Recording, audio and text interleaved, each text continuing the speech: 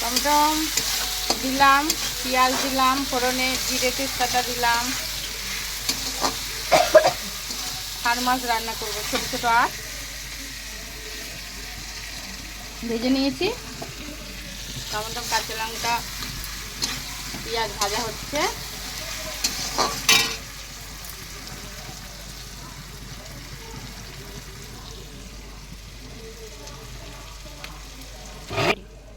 জিরে, আদা, রসুন, কাঁচা লঙ্কা মিক্সি করে নিয়েছি।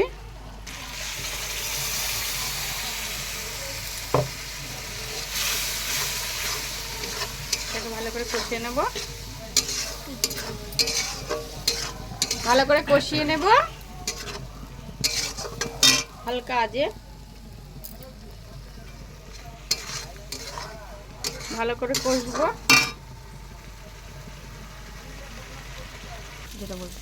এই যে এটাকে চই বলে, চই গাছ, পান গাছের মতো অনেকটা দেখতে হয়। এটা বেশ সেই মাছের ঝাল টালে দিয়ে করে খেলে খুব টেস্টি হয় খেতে। এই যে সর্দি কাশি হলেও মুখে রুচি না থাকলে এইগুলো তরকারিতে দিয়ে রান্না করে খেলে বেশ মুখে রুচি আসে, আর এমনিতেও টেস্টফুল হয়। এই যে এবারে আমি এটা দিয়ে দেবো, দিয়ে ভালো করে নেড়ে নেব।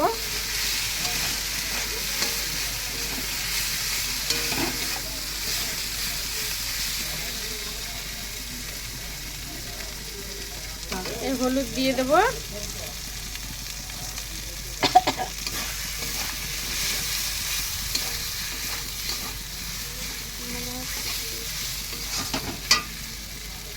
একটু জল দিয়ে কষে নেব, হালকা করে একটু জল দেবো, দিয়ে দিলাম।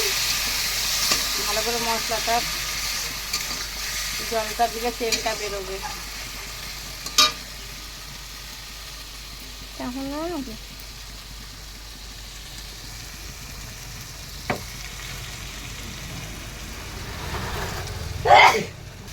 একটু লঙ্কার গুঁড়ো দিয়ে দেবো হালকা করে কালারের জন্য।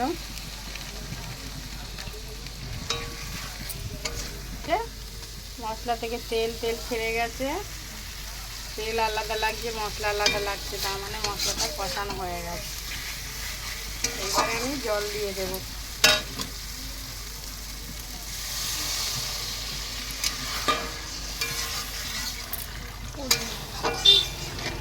পরিমাণ মতো জল দিয়ে দিলাম, মাখা মাখা হবে।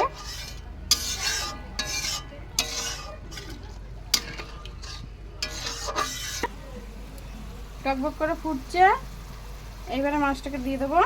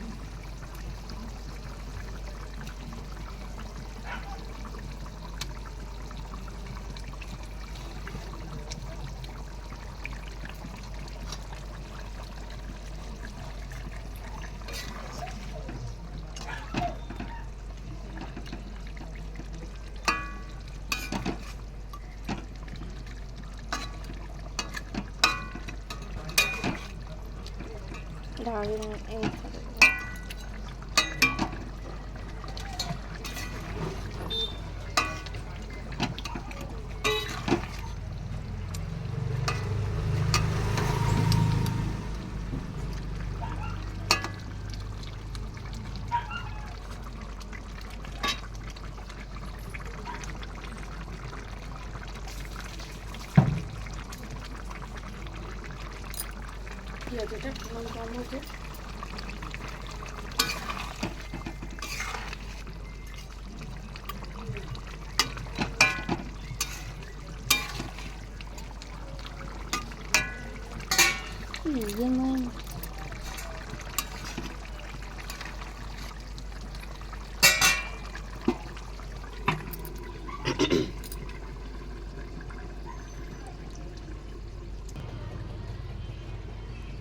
তরকারিটা ঢাকা দেওয়া হয়ে গেল, এখন তরকারিটা হবে।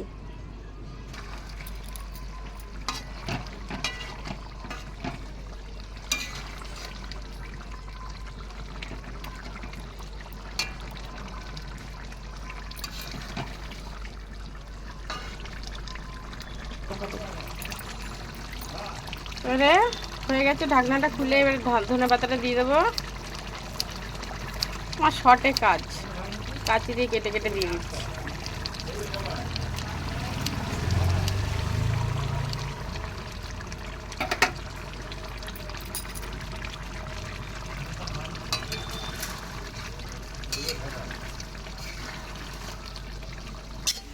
এবার আমি নামিয়ে নিলাম।